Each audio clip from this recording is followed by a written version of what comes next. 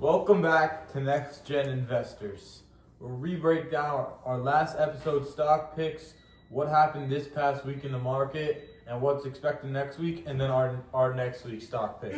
Let's jump right in, yeah? Mm-hmm. By the way, I'm Warren. His name's Buffett. Well, my pick for last week's stock pick was Elbit Systems, which is a defense manufacturer, which originates from out of Israel, and it lost 2% in the market, mainly because of the ceasefire that just happened. It was just announced, 10-day ceasefire, and yeah, not much else happened to it. Alright, so my stock pick was SoFi Technologies. This is the next digital bank, as I said in the previous video. And since our last episode, I think it's risen close to 25%. So it did have amazing returns, just like I expected. And yeah. Why did that happen? It was mostly because of the ceasefire, the markets did rally, and SoFi is seen as a risk-on stock. There is less economic risk of if we go into a recession because oil's so high, then that's gonna hurt SoFi, and people are gonna, because we're in a recession, less people are taking loans. SoFi makes less money. So basically, you're saying because of the 10-day, then it's going up.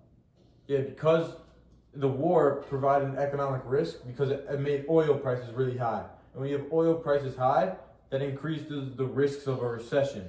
And when a recession happens, SoFi is would lose a ton of money. Now let's get into what happened this past week in the market. The main thing that happened was obviously the war, which has tremendously affected the stock market and the economy in different countries in general. But the most important thing has happened, was it today or yesterday? Today was Lebanon. I don't know. There's kind of reports all over the place when it was official, but yeah. So there was a 10-day ceasefire announced between Israel, Lebanon, and America. And also the Iran ceasefire. Yeah, and I also read that Trump actually got mad at Israel because he said that the U.S. wants to take the front seat and manage everything instead of Israel going off astray by itself.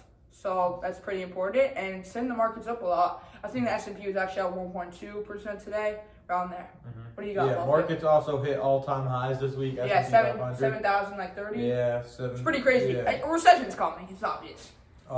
It's definitely coming. But yeah, also oil crashed. I mean, when an all-time high comes, it automatically dips. At some point, after an all-time high, it's just going to start dipping a lot. It's just how it works. Who says we can't go up another 10-15% from here? I don't agree. Okay. I think it's already overvalued.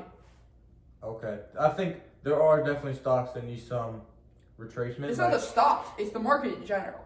Well, I think that's where you're wrong because the tech software stocks are the most undervalued they've been for a long time. I agree. That's true. So that's true. Well, you might say the market, but there are material stocks and classic Walmart, Costco, Target. Those stocks have been bidding up because they've been seen as safety stocks. Also energy. Yeah, energy's already falling off a cliff because oil's down, and also Strait of Hormuz reopened. I think today actually.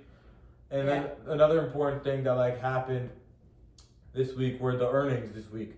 Bunch of different important articles. Yeah, we had J.P. Morgan, Goldman Sachs, a bunch of banks, all the big banks. They all reported pretty solid earnings. Nothing really stood out there. Actually, that's not true. Oh. I did actually read in a Wall Street Journal article that the main thing that people and investors were happy about from the J.P. Morgan earnings was actually that their financial sector was doing really well, especially investment banking, and that's what I want to do. So that's good for me. Yeah, that's definitely true. With investment banking, a lot of especially because with the war and the oil and everything very volatile, people and companies don't know what to invest. And investment bankers will help these companies move their assets to different places and make the investment safer.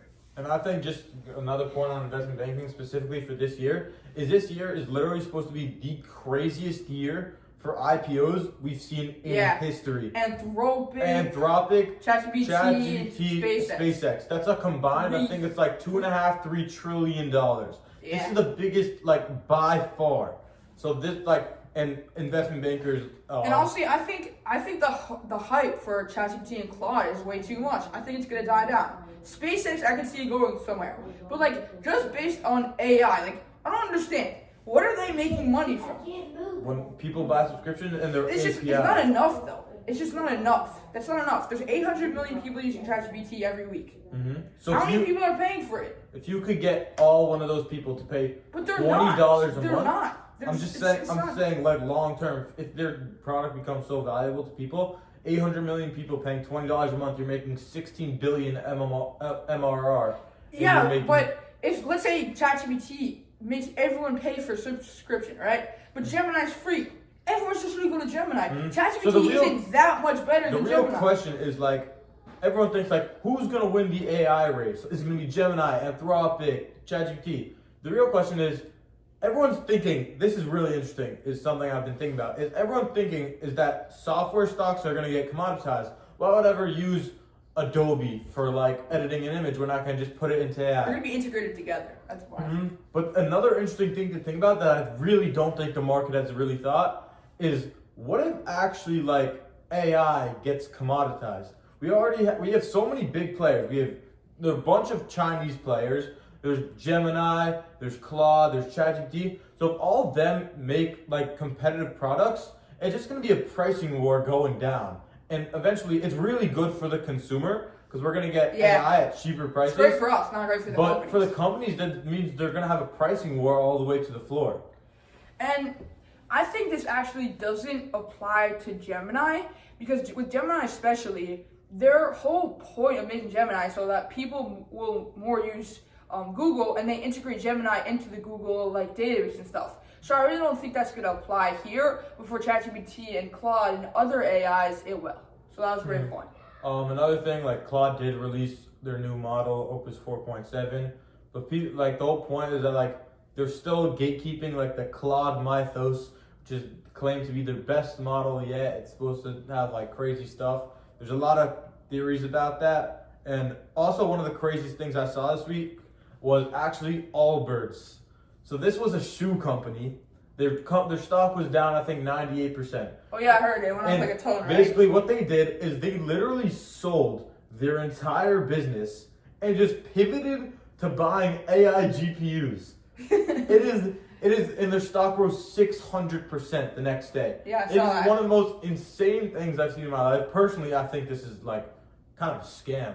Yeah, it's like can't- AMC. You can't just sell your business to buy AI GPUs. That's not really how it works. But yeah, that's definitely a whole thing to go into. Alright, so now let's get into what's happening next week in the market and what's coming up. So there's a huge amount of earnings. The banks always report first, and you have Netflix, CSMC, ASML, and now we get into earnings. So if you could just like listen up. So we got Tesla, Boeing, IBM, Intel, Verizon, Lockheed Martin, General Motors, Capital One, General Electric, RTX, AT&T, Ford, ServiceNow. That one I'm really looking at. Chipotle, Hilton, Hasbro, United, American Airlines, Southwest, CSX.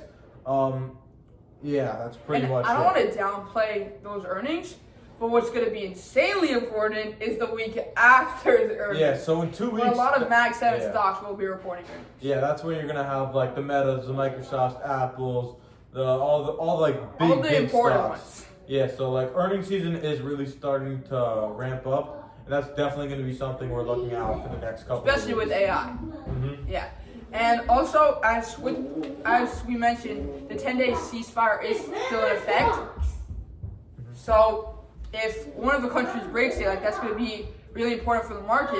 It's going to send the market down because when one country breaks it, it just sends the other countries to break it. And I want to use this as a metaphor to nuclear warfare because if one country uses a nuclear bomb, every country is supposed to actually use a nuclear bomb to end the whole like world. So that's why like nuclear warfare is, in my opinion, I don't think it's like that important because everyone has, let's say everyone has 1,000 nuclear bombs, right? What's the point of getting 2,000 if you can destroy the world with 1,000?